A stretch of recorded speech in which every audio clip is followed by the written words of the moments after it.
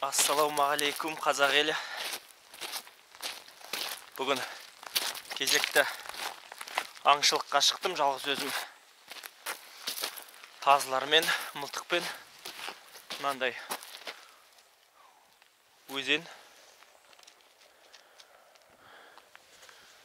өзендер бар. Өзеннің жан-жағында тоғай. Өшерлерді аралаймыз. Алла қаласа бұл жерде қоян да бар, қырғауыл да бар. Қоя мен қырғауылға негізгі аңшылық. Сол тазылар міне көкарлан бабында тұр. Анау сұлудары күшігім. Мына жерде Эверест. Аяғы ақсап тұр. Осыменен биылдық маусым ашылғалы неше 3-4 ай болды ғой енді. Күзден бері 4-ші рет жараланып тұр. Ай сайын аяғы жараланады. Қазір тағы да жараланып тұр. Білмеймін енді. Кім грейхаундтарға қызығып жүр, көріңіздер. Аяқтар көп жараланады. Міне маусым ашылды. Дұрыстап әлі жүгіртіп үлгертпей жатыр. Міне енді бабына келіп жақсы болып қалып еді. Енді кеше қайсы бір күні атпен шығып ем. Сонымен бір итпен таласты ма білмеймін. Не керек? Аяғы ақсап қалды. Енді оны аяғы жазылғанша тағы 10 күн күту керек. Енді ойлай беріңіздер. Сондай өзіміздің қазақы әні құмай тазымызға Аллаға шүкір шауып жүр. Міне сұлудары.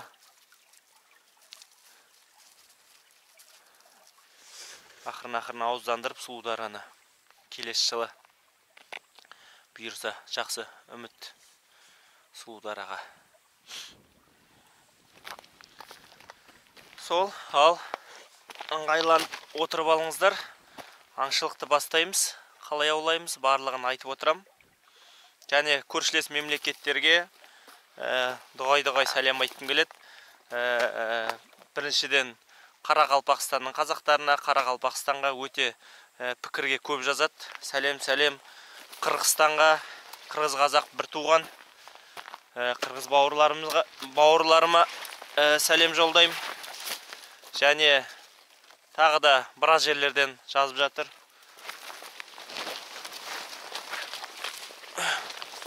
Өзбекстаннан жазып жатыр. Сосын Ресейден, Санкт-Петербург қаласынан деді ма, сол жерден сәлем айтқан бар.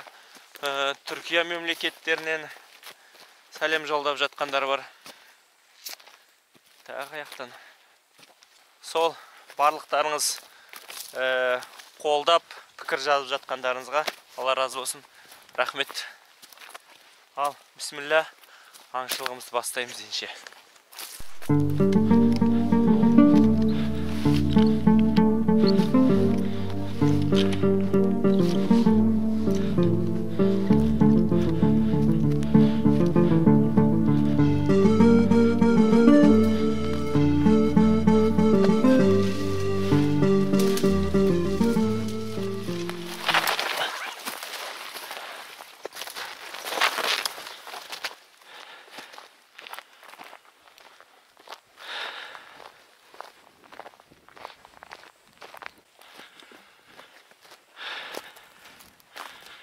Осы жерлерден қоян іздейміз қазір.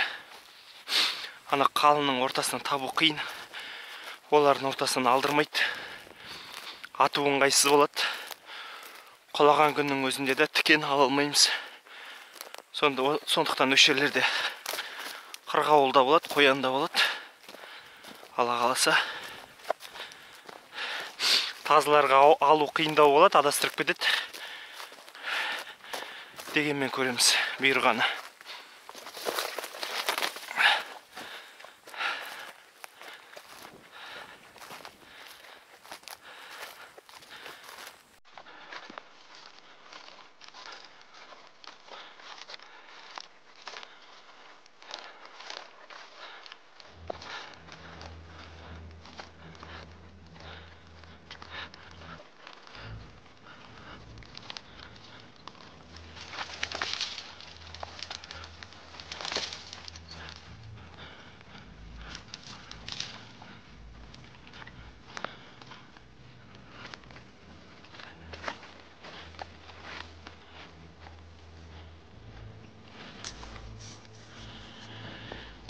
бір жерде бір қоянды түлкі ұстап алыпты.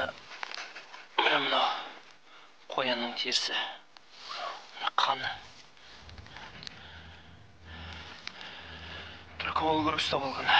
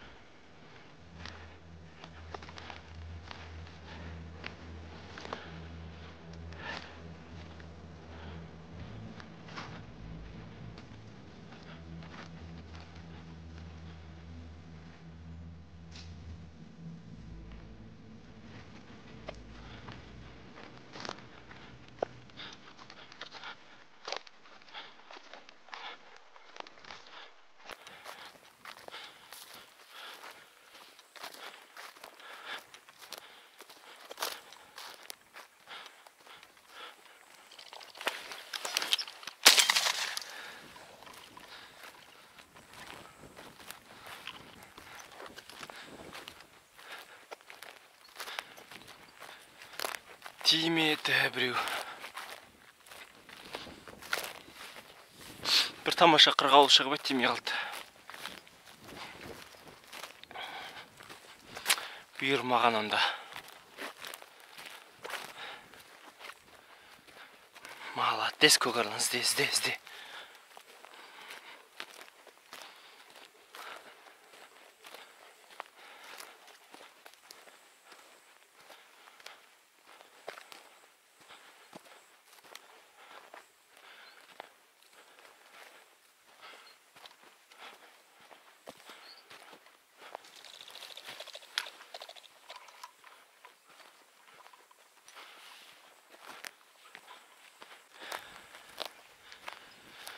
Атқан жоқын бір ұрғашысы екен. Жүре берсін. Әтештерін атамыз.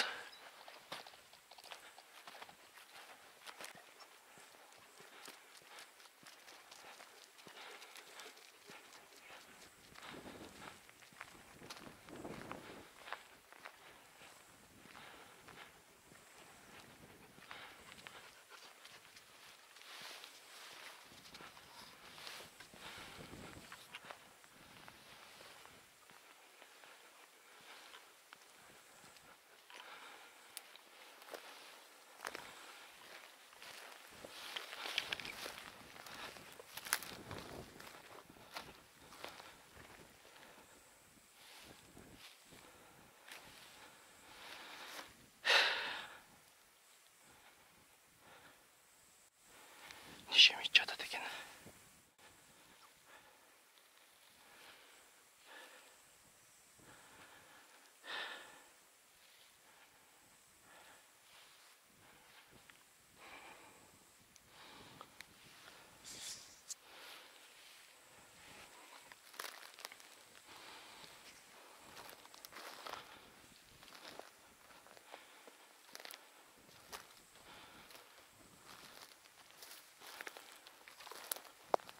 Bismillah, Allahu Ekber.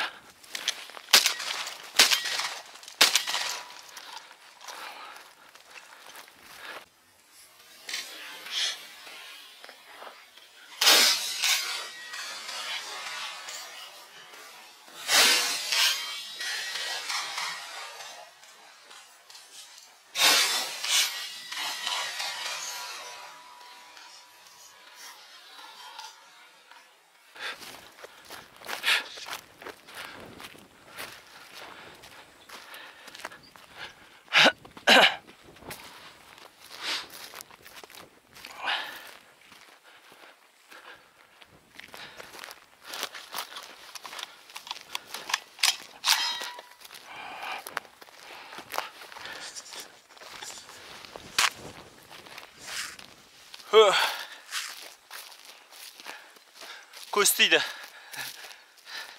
Ондай болып тұрады.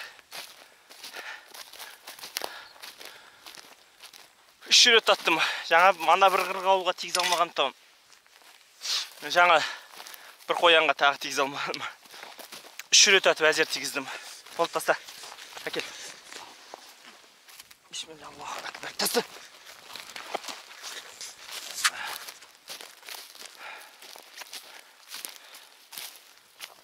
Осылай мақтаған қыз тойда ауа райын бұзады демекші. Қол мерген деді, жұрттар біраз мақтап еді, өткенде жақсатып едік. Осы жолы болмады. Кейде осылай болады. Көрдіңіздер ғой. Мына жерде тазыларға жіберуге болушы еді оған. Қоян алу керек бүгін. Қалайда үйге.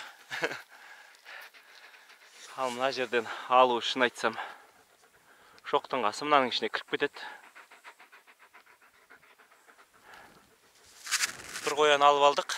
Енді беруге болады енді тазыларға.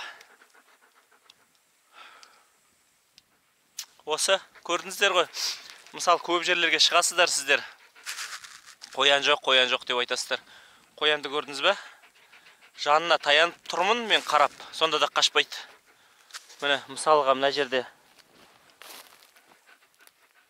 жүрім. Ана жерде өтіп бара жатсаң, мысалы, ана жерге барып кіріп арыламасаң, ана жерде қоян жата береді солай. Ана жерде қояндар жата береді. Жаңа қоян ақтығынан көрініп қалды. Әйтпесе, көрмей өтіп кететін ек. Тура солай. Мыналардың орталарында міне жатыр. Бірақ олар жанына таянбағанша қашпайды. Ал, бисмилля. Қанжыға майланды. Тамаша. Әрі қарай жалғастырамыз. Бір қырғауыл атып алсақ жақсы болар еді. Жаңағы мына қоянды біріншіден тигізе алмаған себебім тым жақын аттым. Шамал жіберіңкіреп атуым керек тұғын. Оған жіберейін десем, қасымда тазылар тұр. Одан кейін аталмай қалам.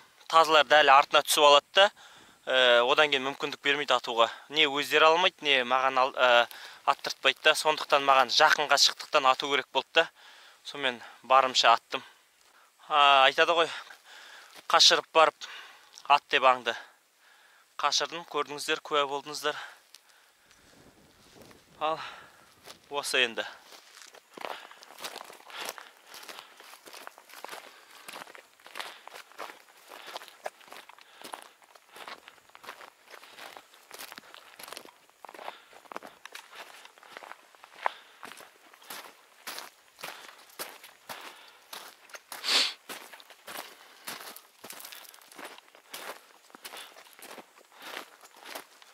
Ал, артқа қарай қайтамыз. Қырғауылдар бар екен, бірақ барлығы алыстан ұшып жатыр. Маңына таяндырып атқан жоқ. Ұрғашы мекендері болды жаңа. Оларды атпадым. Жаңа біреу жақсы кездескен тұғын. Камераға көрінді ме, көрінбеді ме, көкарлан жақсы шығарып берген тұғын. Кәдімгідей тура искелеп тұрды. Мен сол жерге бардым. Сол кезде жаңа ұшат. Қарасам ұрғашысы екен, атпадым. Көбейсін деп келесі жылға. Бүгін демалыс болғаннан кейін шығып қайттық. Бізде әлі қар жаумады міне. Дала осы. Осыдан 3-4 күн бұрын бір аптадай аяз болды, қатты аяз болды. Машиналарымыз кәдімгідей от алмай қалып. Енді қазір жақсы жып-жылы болып тұр дала. Бірақ қар жоқ. Қояндарды көрдіңіздер ғой. Бірақ мына жерлерден келген сайын қоян шығаратын едім. Бүгіндікке қоян кездесіп жатқан жоқ. Біраз қоян шыққан жерлермен жүріп жатырмын. Өздерінің түстері ақ екенін біліп, қалыңның ішіне кіріп жатыр ғой мыналардың ортасына. Мына сырт жақтарында болатын жоқ. Сол. Ал. Ақырын артқа қарай қайтамыз. Көлік алыста қалды. Қазір күн ұясына кіруге бір жарты сағаттай ғана қалды. Мен көлікке жеткенше сол жарты сағат өтеді. Алла қаласа қазір кездесті. Кездеспесе осы енді бүгінгі аңшылық. Ал, бисмилля. Барлықтарыңызды тәуелсіздік күнімен құттықтаймын. Мерекелеріңізбен.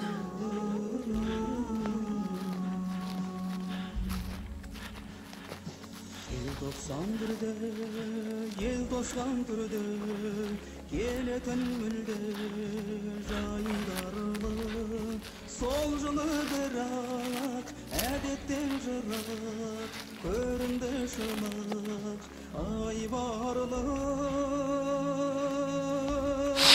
тоңдырды мені тоңдырды сені желтоқсан желі ызғарлы солдырды гүлді оңдырды нұрды көңілде мұңды сіз қалды.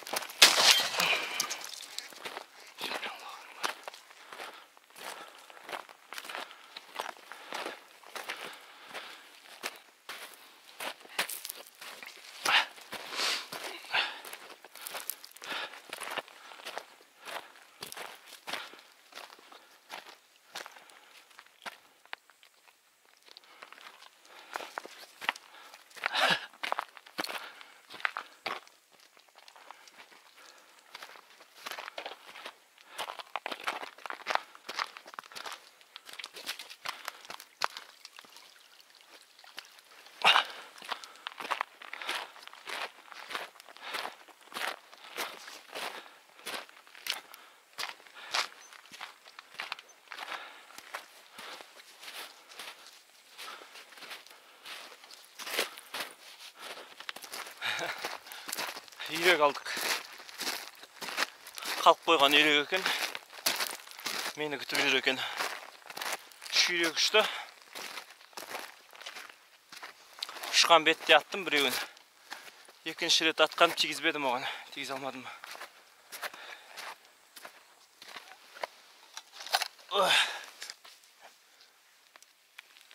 Міне үйректің еркегі. Басы жасыл. Селезін дейді ғой.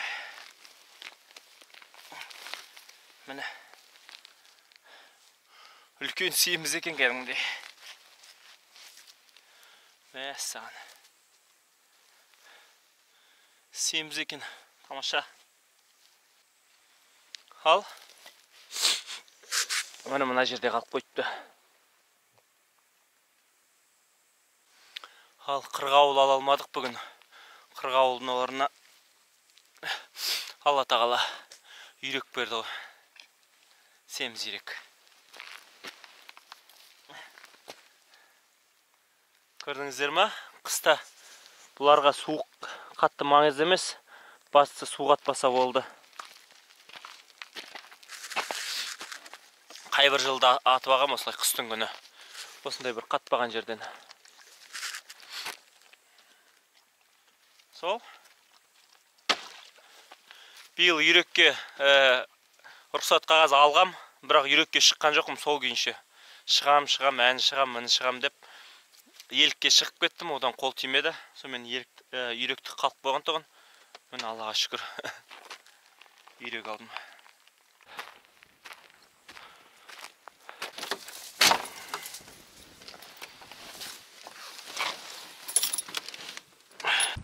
Мына қараңыздар. Үлкен үйрек. Енді носымдық енді үлкендігі бар ғой. Сиеміз екен. Басы жасыл. Әдемі екен. Тамаша.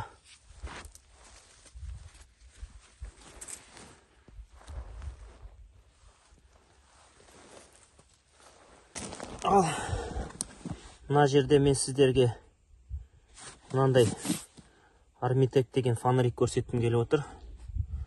Армитек продактор деген аңшыларға арналған. Аңшыларға судың астында неменен су кірмейді фонарикке. Міне мынандай фонарик. Аңшыларға арналған мықты фонарик. Енді мен өзім таң қалдым. Міне мынандай фонарик. Қазір көрсетсем жанатын енді. Мынау деген енді көзді ағызады, көзге жаққан кезде. Мынандай екі линзасы бар. Мынау қызыл, мынау жасыл. Қазір бұны да көрсем қалай жанатын. Түнде аңдарға жаққан уақытта нетпейді дейді. Аңдар үркімейді дей ме? Енді біз түнде аңшылыққа шықпаймыз. Мынау міне мынандай. Мына жерін артына магнит ештеңені бұрап жатпайсыздар. Мына жерден баса саласыз. Міне жанды. Көрдіңіздер ме? Мынаны бассаңыздар жанып тұрады. Ұстақ болады. Мынаны басып. Міне. Мынаны мылтыққа бекітіп қоясыздар. Мысалға көрсетейін. Міне мына жерде мынау былайтап мынаған киіледі. Және мынау мылтықтың астына бүйтіп жабыстырыла салады. Болды. Жұмыс осымен болды.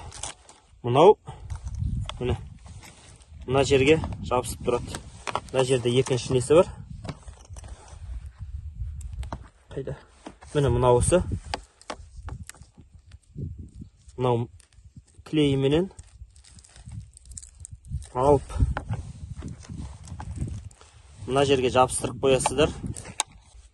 Міне мынау мына жерде тұрады. Алдыңғы қолда ыңғайлы жерге қойып аласыздар.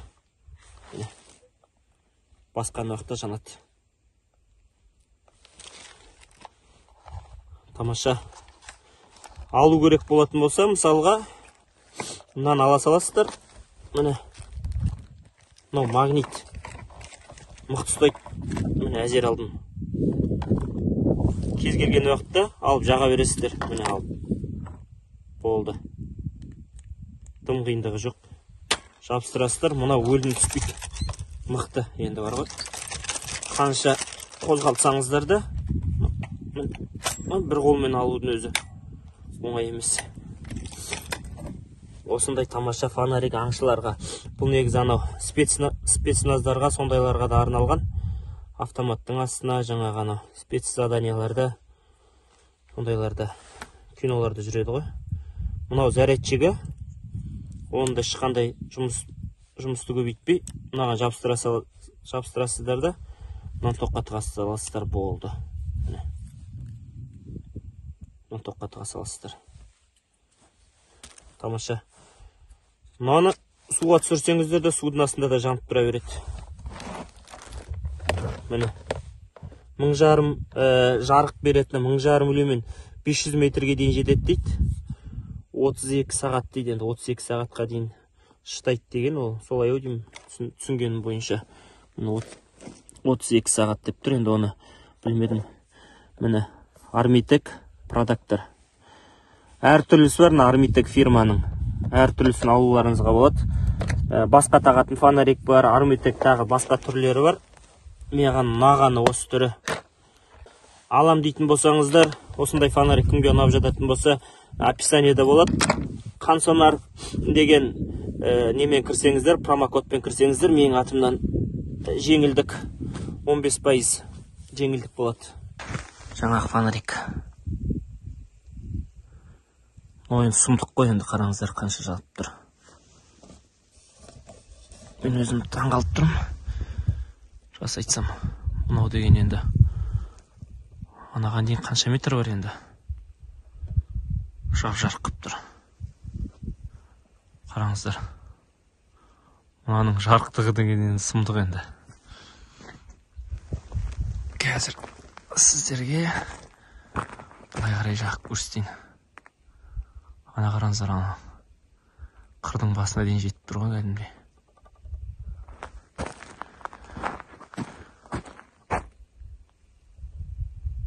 Мына қараңыздар. Ауылда мал қарауға керек болатын болса, мынау деген таптырмайтын дүние. Қазір қырдың басын жақып көрсетейін сіздерге.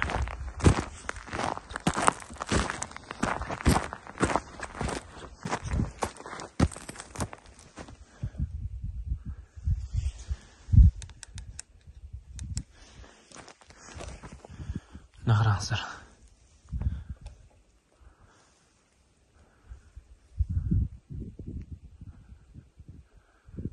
Сұмдық көрініп тұр.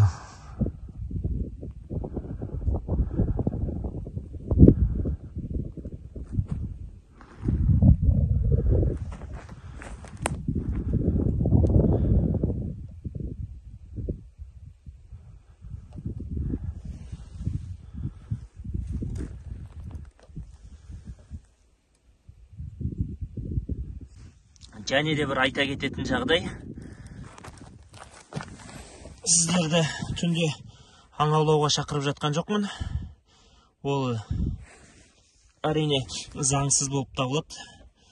Браконьерство деп айтылады.